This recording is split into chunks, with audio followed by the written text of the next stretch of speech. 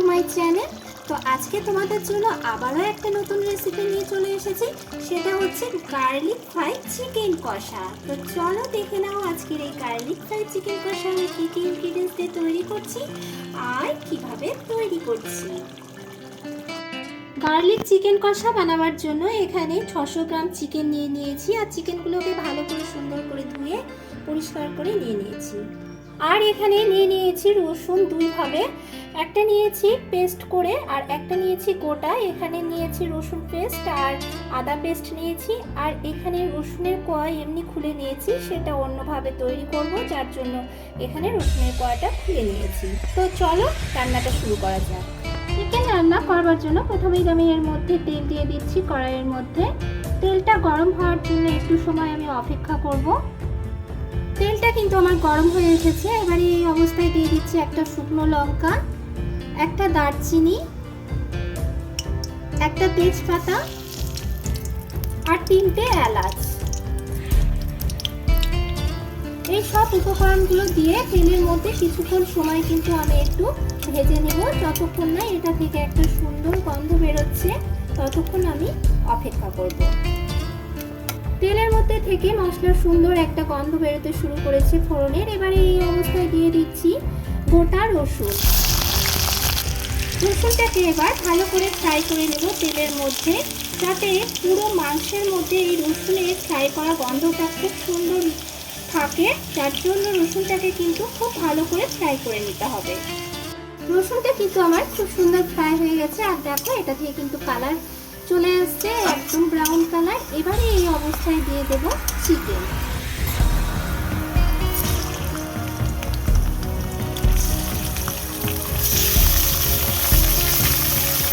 চিকেনগুলোকে এবার রসুনের সঙ্গে আর তেলের সঙ্গে খুব ভালো করে ফ্রাই করে নেব, যাতে রসুনের গন্ধটা চিকেনের মধ্যে খুব ভালো মতো চলে যায়। তো সেই রকমভাবেই আমি চিকেনটাকে এবার একটু কিছুক্ষণ সময় ধরে ফ্রাই করে নেব। চিকেনটা কিন্তু আমার অনেকটাই ফ্রাই হয়ে এসেছে, আর একটু ফ্রাই করব। তো এখন এই অবস্থায় দিয়ে দিচ্ছি এর মধ্যে কুচিয়ে রাখা 4টে পেঁয়াজ। এই পেঁয়াজগুলো দিয়ে চিকেনটাকে আবার কিছুক্ষণ সময় ফ্রাই করে নেব, আর তাতে আবার পেঁয়াজটাও অনেকটা ফ্রাই হয়ে যাবে। তো দুটোই কিছুক্ষণ সময় ফ্রাই করে নেব।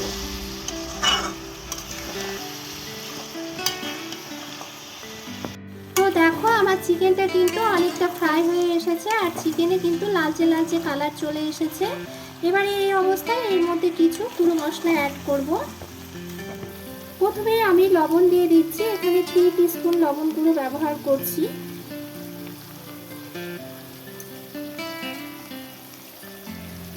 দিয়ে দেবো 1 টিস্পুন জিরে গুঁড়ো, দিয়ে দেবো 1 টিস্পুন ধনে গুঁড়ো, দিয়ে দেবো 1 টিস্পুন লাল লঙ্কার গুঁড়ো, দিয়ে দেবো 1 টিস্পুন কাশ্মীরি লঙ্কার গুঁড়ো।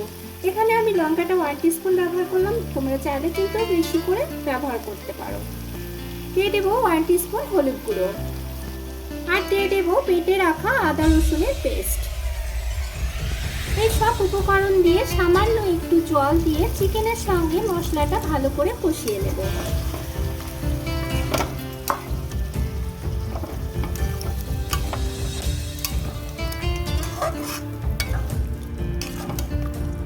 দেখো মশলার সঙ্গে চিকেনটাকে কিন্তু ভালো করে কষিয়ে নিয়েছি, আর এখান থেকে কিন্তু এখন তেল দেখো সেপারেট হয়ে যাচ্ছে। এবারে চিকেনটাকে সেদ্ধ করার জন্য আর সামান্য একটু গ্রেভি তৈরি করার জন্য দিয়ে দিচ্ছি পরিমাণ মতো গরম জল। এখানে বেশি জল ইউজ করছি না, যেহেতু এটা চিকেন কষা, যার জন্য অল্প পরিমাণেই জল ব্যবহার করলাম, জাস্ট চিকেনটাকে সেদ্ধ করার জন্য আর একটু গ্রেভি তৈরি করার জন্য। এবারে ঢাকা দিয়ে চিকেনটাকে কিছুক্ষণ সেদ্ধ করতে দেব। এবারে আমি ঢাকা খুলে দেখে নেব চিকেন কষাটা কতদূর রেডি হয়েছে। তো দেখো চিকেন কষাটা কিন্তু একদম রেডি হয়ে গেছে, আর একটু সামান্য ফুটিয়ে নেব যাতে গ্রেভিটা আর একটু গায়ে গায়ে হয়ে যায়। তো মোটামুটি রেডি হয়ে গেছে। এবারে এই অবস্থায় দিয়ে দেব একটু শাহি গরম মশলা। এবারে দিয়ে দিচ্ছি এই যে শাহি গরম মশলা সানরাইজের গুঁড়ো,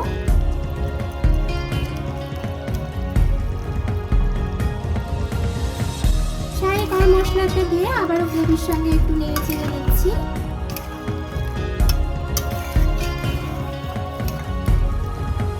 তো ফাইনালি আমার কিন্তু চিকেন কষাটা রেডি হয়ে গেছে। আর 2 মিনিট ফুটিয়ে নেব। ফুটিয়ে নিলে আমার গ্রেভিটাও অনেকটা শুকিয়ে যাবে আর গা মাখা তৈরি হয়ে যাবে।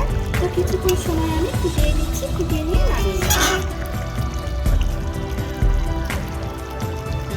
বন্ধুরা দেখো, আজকে কিন্তু আমি গার্লিক ফ্রাই চিকেন কষা পোলাওর সঙ্গে সার্ভ করে দিয়েছি। এই গার্লিক ফ্রাই চিকেন কষা খেতে কিন্তু অসাধারণ লাগে। আর গার্লিকের যে ফ্রাই করা যে স্মেলটা, সেটা সম্পূর্ণ কিন্তু চিকেনের মধ্যে চলে যায়। আর এটা গরম ভাত বা পোলাও যে কোনো খাবারের সঙ্গে কিন্তু খেতে ভীষণই ভালো লাগে। তো আমার এই টিপস ফলো করে তোমরা একবার বাড়িতে গার্লিক ফ্রাই চিকেন কষা তৈরি করে ফেলো। আশা করছি ভীষণ খেতে ভালো লাগবে। এই দুর্দান্ত স্বাদের এই রেসিপিটা একবার তৈরি করে ফেলো। আশা করছি ভীষণই ভালো লাগবে। আর ভালো লাগলে লাইক, কমেন্ট, শেয়ার করতে ভুলো না। আর আমার চ্যানেলের নতুন দর্শক বন্ধু হলে অবশ্যই আমার চ্যানেলটিকে সাবস্ক্রাইব করার অনুরোধ করব। আজকে এই পর্যন্ত, ফিরে আসছি নতুন কোনো